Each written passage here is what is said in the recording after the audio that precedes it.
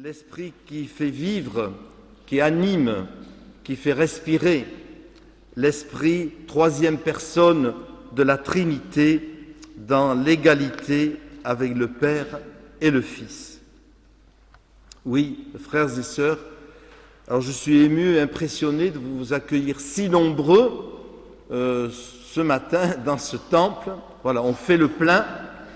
Alors, merci d'être venus déjà au nom du Seigneur et vraiment, encore une fois, que le Seigneur vous bénisse, nous bénisse pendant ce culte, qu'il nous donne le calme, la paix intérieure, de pouvoir aussi nous reposer de tous nos soucis pendant ce temps de culte. Voilà un moment à part que nous avons pris et ça fait du bien que nous puissions faire une pause, non seulement dans notre travail, mais aussi dans nos préoccupations, tous nos soucis, que nous vivions cette pause dans la joie de l'Esprit Saint. Donc je vous accueille tous, et peut-être plus spécialement Marc et Elisabeth, qui sont hollandais.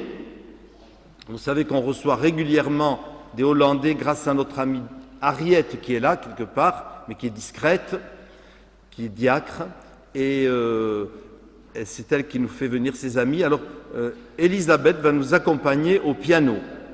Voilà, pendant ce temps de culte. Et vous pouvez vous asseoir. Et j'aimerais demander à tous les enfants du catéchisme, même des générations précédentes, de venir chanter ce premier chant. Donnons-nous la main, c'est un chant international. Jean 15, le vigneron, le cep et le sarment. Juste le chapitre d'après, Jean 16, 5 à 15. Seigneur, merci pour ta parole que nous avons déjà entendue et qu'elle nous touche avec ou malgré le commentaire qui en sera fait, que ta vérité et ta vérité seule touchent nos cœurs. Amen.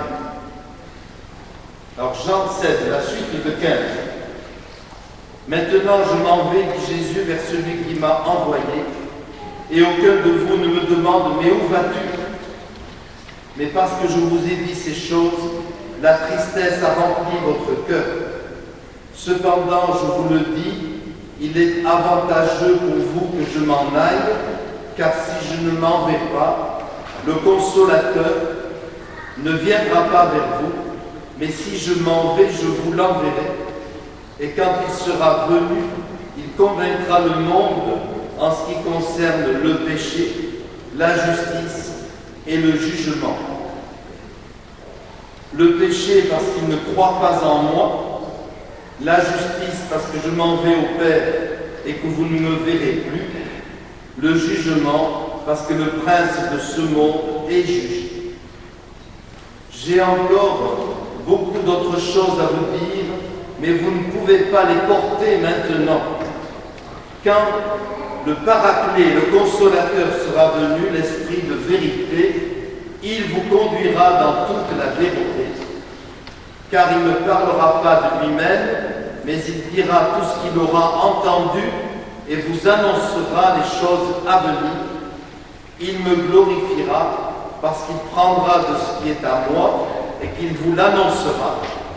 Tout ce que le Père possède est à moi, c'est pourquoi j'ai dit qu'il prend de ce qui est à moi et qu'il vous l'annoncera.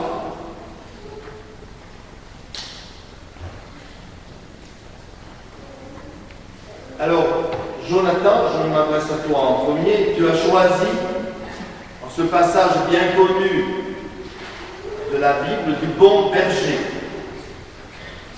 Je me souviens de ton grand-père Paul, tu l'as connu à la ferme de Mauriscourt, gardant les brebis.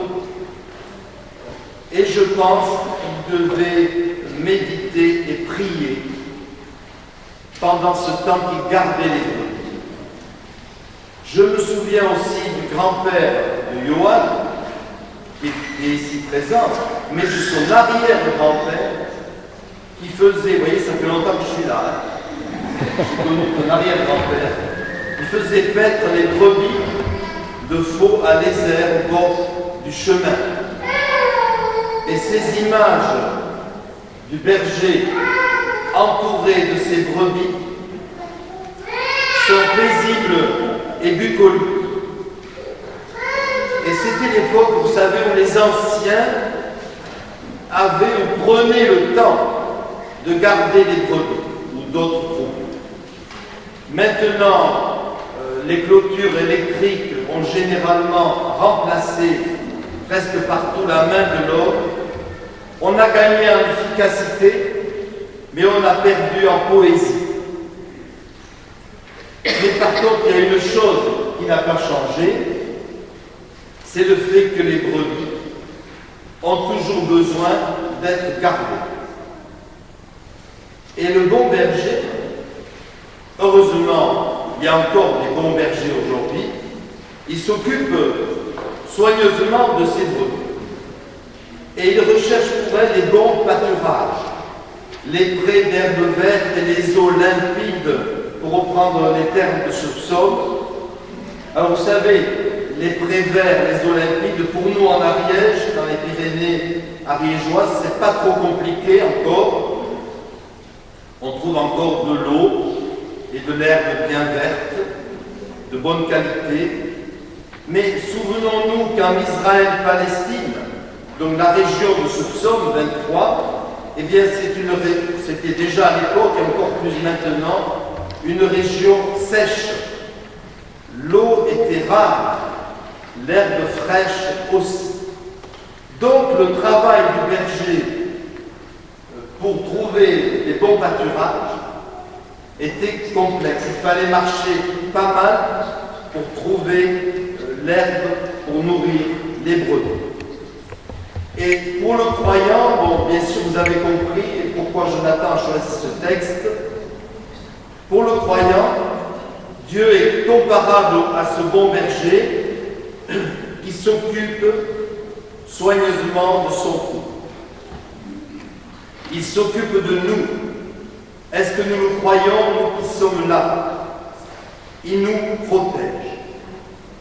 Non seulement du loup et de l'ours, mais il nous protège dans toute notre vie. Et c'est ce que tu as voulu dire quand tu as écrit cette phrase.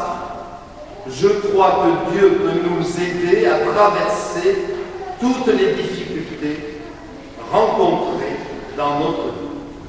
Voilà, c'est tout un programme que tu as écrit dans ton témoignage. Et puis, Johan, toi, tu as choisi un autre texte agricole également, pas un hasard, mais cette fois-ci c'est dans le règne végétal. Tu as choisi la vigne. Alors ici, on n'est pas vraiment, enfin, il faut que je fasse attention à ce que je dis. On n'est pas tout à fait dans une région viticole, encore que il y a du vin en Ariège. Mais bon, on sait ce que c'est que la vigne. Et elle a besoin, elle aussi, comme les brebis dans un autre genre, elle a besoin de soins. Au presbytère, à côté, dans le jardin, nous avons 4 pieds de vigne. Pas beaucoup, mais c'est un peu.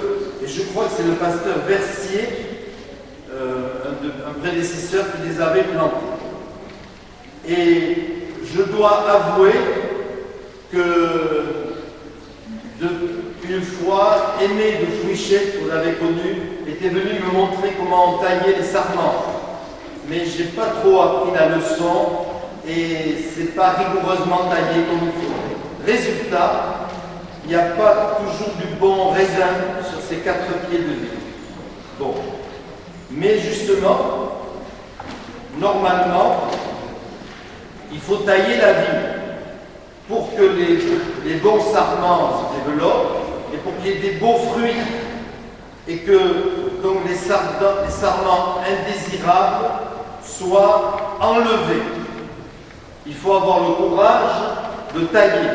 Et c'est peut-être ça mon problème, c'est que je ne sais pas comment le faire, je manque de courage pour tailler les sarments qui ne sont pas désirables. Alors, je parle ici de la vigne, bien sûr, et pied de vie. Mais vous voyez, ça s'applique à la parole de Dieu, à la vie chrétienne en général. Et la parole nous donne des prescriptions. Alors vous avez appris au catéchisme les 10 commandements. Un seul Dieu, tu adoreras. Le jour du Seigneur, le sabbat, tu honoreras. Tu ne tueras pas, tu ne voleras pas, etc. Et voyez-vous, ces commandements, tu ne feras pas ci, tu ne feras pas ça, eh bien, sont comme le sécateur que Dieu utilise pour enlever les sarments indésirables, pour enlever ce qui ne va pas, non pas les personnes, mais certains mauvais penchants que nous pouvons tous avoir. Et vous voyez, ça fait mal quand on doit renoncer à une habitude qui n'est pas saine, ou quand on nous fait une remarque qui peut nous vexer. Sur le moment, ça fait mal, mais parfois, je dis bien parfois, c'est le sécateur que Dieu utilise aussi pour couper ce qui ne va pas dans nos vies. Et c'est ça la Bible. Alors ce n'est pas que tu ne feras pas, c'est aussi tu feras. Donc ce n'est pas que négatif, c'est également positif. Mais voyez les enfants, et là je m'adresse à vous, Jonathan et les autres, ma liberté commence ou s'arrête celle des autres. Vous voyez? Et il y a comme ça des règles. Et c'est ça le sécateur qui coupe le sarment. Il y a des règles qui sont parfois difficiles, mais qui sont nécessaires. C'est les règles que vous donnent vos parents dans l'éducation, qu'on essaye de transmettre au catéchisme. Eh bien, ce sont des règles qui sont parfois, je le redis, difficiles à encaisser sur le moment, mais nécessaires pour grandir. Alors, je suis heureux, Jonathan et Johan, que vous ayez choisi ces 2 passages qui mettent en valeur la responsabilité du chrétien. Le chrétien accepte la main de Dieu. Il accepte que Dieu, eh bien, le corrige, mais c'est toujours avec amour. Et Dieu, c'est toujours un père et une mère qui sont pleins d'amour pour nous. Ce n'est jamais tyrannique ni abusif. Mais Dieu nous montre un chemin. Et on s'aperçoit que quand on ne le suit pas, eh bien, sur le moment, on est peut-être grisé par une pseudo-liberté, par un certain plaisir. Mais finalement, ça ne nous mène pas au bonheur. Et la seule chose qui vous mènera, les enfants, au bonheur, et vous vous le rappellerez toute votre vie, c'est de suivre ce que nous dit l'Écriture. Alors, vous voyez, je termine en disant qu'il y a un lien entre la fête de... Parce que je me suis dit, quand vous avez choisi ces 2 textes, Psaume 23, Jean 15, bon, quel lien faut-il faire avec la Pentecôte? Eh bien, il y a un lien, parce que dans le Psaume 23 que Jonathan a choisi, il est question de la houlette et du bâton du berger. La houlette, c'est le rastol, comme on dit chez nous. C'est le mât sur lequel s'appuie le berger et dont il se sert pour attraper l'agneau ou la brebis. Il ne veut pas se laisser attraper. Et le bâton dont il est question dans le psaume, c'est le bâton dont il se sert pour défendre son troupeau. Donc apparemment, à l'époque, il y avait 2 instruments, le rastol, la houlette et le bâton. Eh bien, c'est exactement ce que fait le Saint-Esprit. Il est dit qu'il est le paraclet, c'est-à-dire à la fois le défenseur, comme la brebis, comme le berger défend sa brebis, et aussi le correcteur, celui qui nous ramène sur le droit chemin. Et c'est ce que fait l'Esprit Saint, c'est ce qu'il va faire tout au long de votre vie, comme la houlette et le bâton du berger. Et le second lien, avec le texte de Johan sur le thème de la vie, il y a cette belle formule, le fruit. Alors il me rappelle plutôt cette autre formule que je vous demande d'apprendre par cœur. Alors, c'est pas difficile, il y a 9 mots. Ça, c'est dans l'épître aux Galates. Vous voyez le texte de Johann, ça parlait des fruits, des raisins. Et là, Paul il va nous donner 9 raisins qui forment une belle grappe pour la vie chrétienne. Alors écoutez bien l'énumération. Le fruit du Saint-Esprit, c'est l'amour, la joie, la paix, vers la paix autour de soi, la patience, la bonté, la bienveillance, la douceur, la fidélité et la maîtrise de soi. Et voilà ce que produit le Saint-Esprit. Donc, vous voyez, ces qualités que l'on recherche, dont j'ai parlé, eh bien, elles ne sont pas automatiques, elles ne sont pas innées. C'est Dieu qui nous les donne par le Saint-Esprit. Et c'est extraordinaire de voir comment, si nous laissons le Saint-Esprit en nous œuvrer, eh bien, ces fruits, amour, joie, paix, patience, bonté, bienveillance, fidélité, douceur, maîtrise de soi, eh bien, comme tout ça, ça va venir naturellement, petit à petit. Donc, je vous conseille vraiment de vous laisser émonder par la parole de Dieu et que vous puissiez grandir et porter ces fruits qui feront que quand on vous regardera plus tard dans la vie adulte, on dira ça, c'est quelqu'un de bien, c'est quelqu'un de droit, c'est quelqu'un d'honnête, c'est quelqu'un sur qui on peut s'appuyer, qui est fidèle en amitié, etc., etc. Donc, je vous souhaite ces qualités pour vous, pour les autres, et c'est l'Esprit Saint qui viendra en vous produire ce fruit.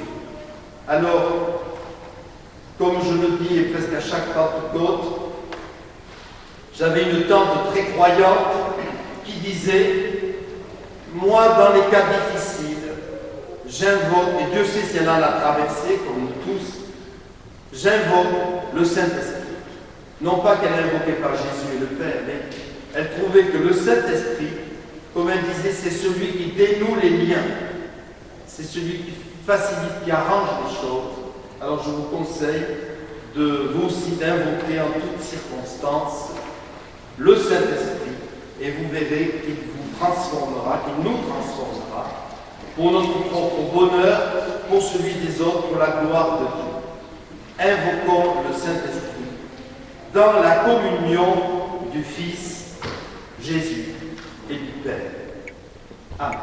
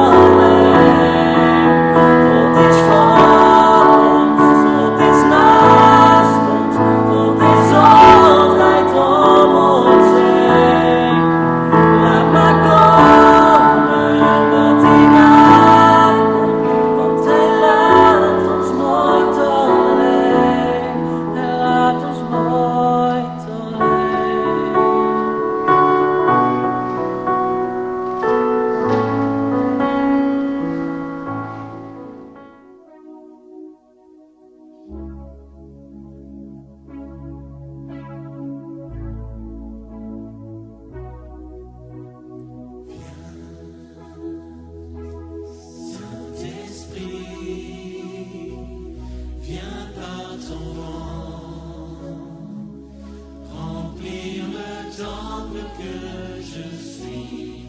Oh, viens, Saint-Esprit,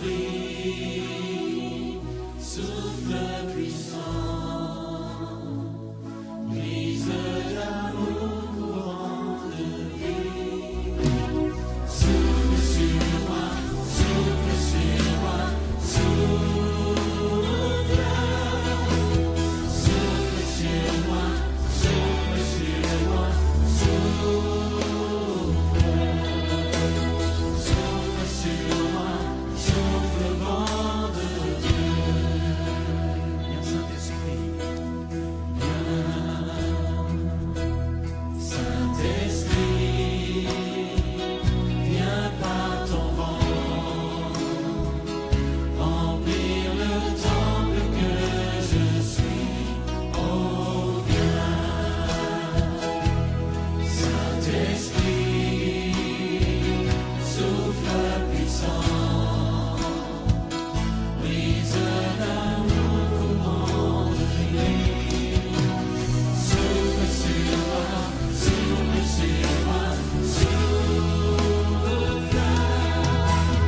Souffle sur moi, souffle sur moi, souffle. Souffle sur moi, souffle vent de Dieu.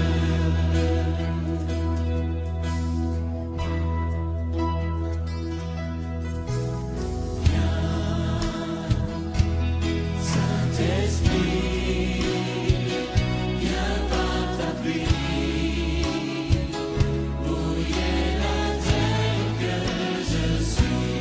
Oh, viens, Saint-Esprit, flot impétueux, source d'amour, flamme de vie. Roule sur moi, roule sur moi, roule. Roule sur moi, roule sur moi, roule. Roule sur moi, roule pluie de Dieu.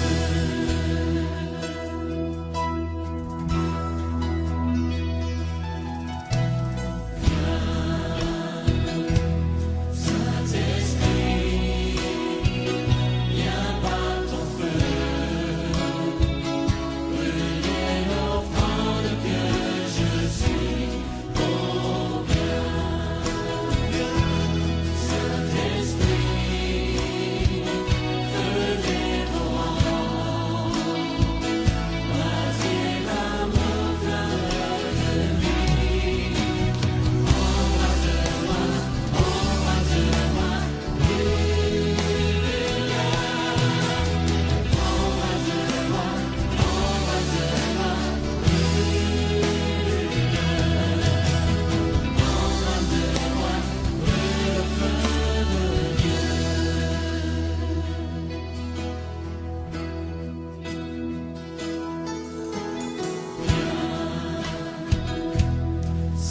Saint-Esprit, viens par ton feu,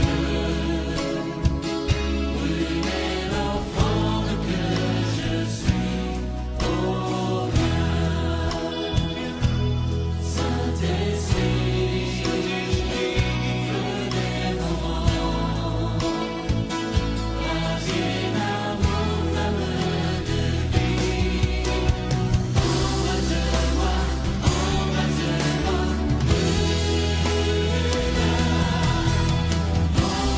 embrase-moi, embrase-moi,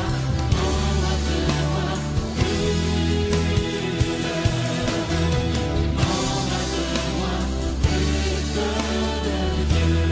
Embrase-moi, embrase-moi, embrase-moi, brûle-la. Embrase-moi, embrase-moi, embrase-moi, le feu de Dieu. C'est la communion au corps de notre Seigneur Jésus-Christ. La coupe pour laquelle nous rendons grâce, c'est la communion au sang. Voici cette exhortation. N'attristons pas le Saint-Esprit de Dieu par lequel nous avons été scellés pour le jour de la rédemption. Que toute amertume, animosité et colère soient bannies du milieu d'entre vous. Montrez-vous bons et compatissants les uns envers les autres, vous pardonnant réciproquement comme Dieu vous a pardonné en son Fils Jésus-Christ.